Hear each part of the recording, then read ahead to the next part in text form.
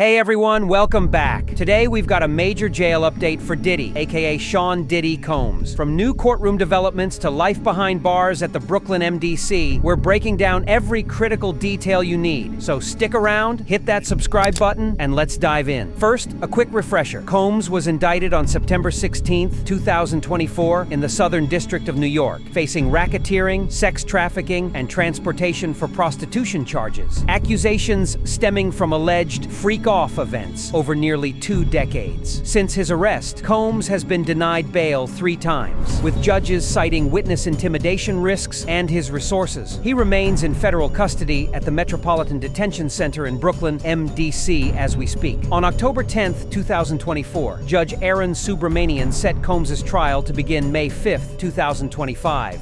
Rejecting defense requests to delay. Most recently, Combs' bid to push the trial back by 2 months was formally declined on April 18, 2025.